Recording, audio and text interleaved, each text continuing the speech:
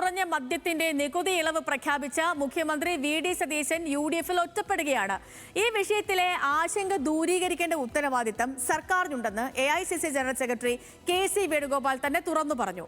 Budget നിർദ്ദേശത്തിൽ മാറ്റം വരുത്താൻ സമയമുണ്ടല്ലോ എന്നായിരുന്നു രമേശ് ചെന്നിത്തലയുടെ നിലപാട്. എക്സൈസ് കമ്മീഷണറെ വിളിച്ചു വരുത്തി വിശദാംശങ്ങൾ ശേഖരിച്ച എക്സൈസ് മന്ത്രി എം ലിജു മുഖ്യമന്ത്രിയുമായി കൂടിക്കാഴ്ച നടത്തും. നികുതി ഇളവ് നൽകാനുള്ള സർക്കാർ തീരുമാനത്തിൽ എതിർപ്പറിയിച്ച് വിവിധ സാമുദായിക സംഘടനകളും രംഗത്ത് വന്നു. വിശദമായൊരു റിപ്പോർട്ടിലേക്കാണ് ആദ്യം.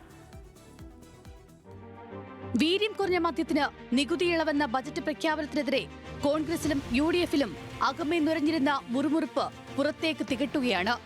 മുഖ്യമന്ത്രി വി.ഡി. സതീശന്റെ ഏകപക്ഷീയമായ തീരുമാനമാണ് നികുതി ഇളവെന്ന ആക്ഷേപം അരക്കിട്ടുറപ്പിക്കുന്നതായിരുന്നു കോൺഗ്രസിനുള്ളിൽ നിന്നുമുയരുന്ന തിരുത്തൽ സമ്മർദ്ദം. നികുതി ഇളവിൽ മുഖ്യമന്ത്രിയെ പ്രതിക്കൂട്ടി നിർത്തിയായിരുന്നു എ.ഐ.സി.സി ജനറൽ സെക്രട്ടറി കെ.സി. വേണുഗോപാലിന്റെ പ്രതികരണം.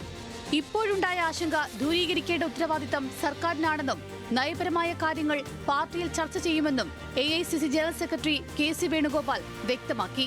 ചില ആശങ്കകൾ ഉണ്ടാവും, ചില ഭാഗത്ത് എന്തായാലും ഇത്തരം കാര്യങ്ങൾ നടക്കുമുണ്ടാവും. പുതിയ ഗവൺമെന്റ് അല്ലേ, തീർച്ചയായിട്ടും അത്തരം ആശങ്കകൾ ദൂരീകരിക്കേണ്ട ഉത്തരവാദിത്വം സർക്കാരിനുണ്ട്. മാത്രമല്ല, ഒരു പോളിസി ഡിസിഷൻസ് ഏതായാലും സംസ്ഥാനത്തെ ബാധിക്കുന്ന ഗവൺമെന്റ് തീരുമാനങ്ങളിലെ നയപരമായ തീരുമാനങ്ങളിൽ പാർട്ടിക്കകത്തും ചർച്ചയുണ്ടാവും. ബജറ്റ് നിർദ്ദേശത്തിൽ ഇനിയും ചർച്ചയാകാമെന്ന് ആഭ്യന്തരമന്ത്രി രമേശ് ചെന്നിത്തല. ബജറ്റ് രഹസ്യം മുൻകൂറായി ചർച്ച ചെയ്താൽ അത് ബജറ്റ് ചോർച്ചയായി വിലയിരുത്തപ്പെടുമായിരുന്നുവെന്നും ആഭ്യന്തരമന്ത്രിയുടെ പ്രതികരണം. ടാക്സുകൾ കുറയ്ക്കുന്നതും കൂട്ടുന്നതുമൊക്കെ അത് രഹസ്യമാണ്, ബഡ്ജറ്റ് രഹസ്യമാണ്. അത് പുറത്തു പറഞ്ഞാൽ ബഡ്ജറ്റ് ലീക്കാണ്. അപ്പോൾ അതുണ്ടാവാൻ പാടില്ല. പിന്നെ എന്തെങ്കിലും തരത്തിൽ ഇനിയും മാറ്റം വരുത്തണമെങ്കിൽ ചർച്ചകളുണ്ടല്ലോ. ചർച്ച ചെയ്ത് ബഡ്ജറ്റ് ചർച്ചാ വേളയിൽ ആളുകൾ ഉന്നയിക്കുന്നതനുസരിച്ച് അക്കാര്യത്തിൽ ഗവൺമെന്റ് തീരുമാനിക്കാവുന്നു. ബജറ്റ് ചർച്ചകൾക്കായി ചേർന്ന നിയമസഭാ സമ്മേളനത്തിലും വിഷയത്തിൽ ഭരണപ്രതിപക്ഷാംഗങ്ങൾ തമ്മിൽ ആരോപണ പ്രത്യാരോപണങ്ങളുണ്ടായി. നിയമം കൊണ്ടുവന്നത് LDF ആണെന്നും അഴിമതി ഉണ്ടെങ്കിൽ അത് LDF-ന് അറിയാമെന്നുമായിരുന്നു മാത്യു കുഴൽനാടൻ MLA-യുടെ വിമർശനം. ഈ വീര്യം കുറഞ്ഞ മദ്യം എന്ന കോൺസെപ്റ്റ് ഇൻട്രൊഡ്യൂസ് ചെയ്യാൻ അദ്ദേഹം തന്നെ ഇതേ സീറ്റിലിരുന്ന് കൊണ്ടുവന്ന നിയമനിർമ്മാണമായിരുന്നു. അന്നത്തെ എക്സൈസ് മന്ത്രി കൊണ്ടുവന്ന നിയമമാണ്. അപ്പൊ എനിക്ക് തോന്നിയത് ആ സമയത്ത് നെഗോസിയേഷൻസ് വേർ ഓൺ. ആ നെഗോസിയേഷൻ കംപ്ലീറ്റ് ചെയ്യാത്തതുകൊണ്ടാണ് അദ്ദേഹം ചെയ്യാതെ. അതുകൊണ്ടായിരിക്കുമല്ലോ പെട്ടെന്ന് അദ്ദേഹത്തിന് ഇതിൽ അഴിമതി ഉണ്ടെന്ന് തോന്നാൻ കാരണം. കഴിഞ്ഞ സർക്കാർ വേണ്ടെന്ന് വെച്ച കാര്യമാണ് ഇപ്പോൾ നടപ്പിലാക്കാൻ ശ്രമിക്കുന്നതെന്നായിരുന്നു മുൻ ധനകാര്യമന്ത്രി K.N. ബാലഗോപാലിന്റെ മറുപടി. വലിയ തോതിൽ മദ്യത്തിൻ്റെ വ്യാപനം വരുന്ന ഒരു കേസാണിത്. പുതിയ ഒരു സെക്ഷനെ ഉണ്ടാക്കും മദ്യപിക്കുന്ന. കാരണം വലിയ മദ്യമല്ല, അതായത് കട്ടി മദ്യമല്ല കുടിക്കുന്നത്, ലഹരി കുറഞ്ഞതാണ്. അപ്പോൾ പുതിയൊരു സെറ്റ് ആളുകൾ ഇതിലേക്ക് ആകർഷിക്കണം. ഒരു new market will be created. അപ്പോൾ ഇത്തരം കാര്യങ്ങൾ റെഡി ടു ഡ്രിങ്ക് എന്ന നിലയിൽ കൈ വെച്ചിട്ട് കുടിക്കുന്ന സ്ഥിതി വരും. അങ്ങനെ വരുമ്പോൾ കുറച്ചുകൂടി വ്യാപിക്കും. വീര്യം കുറഞ്ഞ മദ്യത്തിന് ഏർപ്പെടുത്തിയ നികുതി ഇളവിനെ എതിർത്ത് സമുദായ സംഘടനകളും രംഗത്തെത്തി. സർക്കാർ നീക്കം സംശയാസ്പദമെന്ന് archbishop Mar Joseph Pamplany പറഞ്ഞു.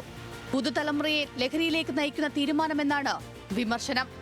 മദ്യം അത് 10 മുതൽ 20% വരെയും ആൽക്കഹോളിക് കണ്ടന്റ്, 20-നും 40-നും ഇടയിലുള്ളത്, ഇതൊക്കെയും നികുതി കുറച്ച് വിതരണം ചെയ്യുക എന്ന് പറയുന്നത് വാസ്തവത്തിൽ മദ്യലഭ്യത വർദ്ധിപ്പിക്കാനും യുവജനങ്ങളെ ഈ മദ്യത്തിൻ്റെ വഴികളിലേക്ക് ആകർഷിക്കാനുമുള്ള നിലപാടായിട്ടാണ് ഞങ്ങൾക്ക് മനസ്സിലാക്കാൻ സാധിക്കും. മദ്യനികുതിയിൽ മുഖ്യമന്ത്രിയെ പേരെടുത്ത് വിമർശിച്ചാണ് സമസ്ത AP വിഭാഗം നിലപാട് പറഞ്ഞത്.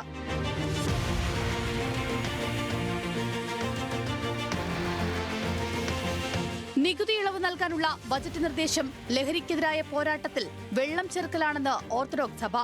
ലഹരിക്ക് വീര്യം കുറഞ്ഞത് കൂടിയത് എന്ന വിശേഷണം തന്നെ ആവശ്യമില്ല.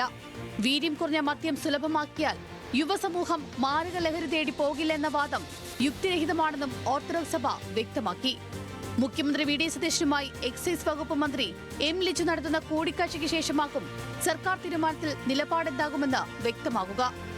ന്യൂസ് മലയാളം, തിരുവനന്തപുരം.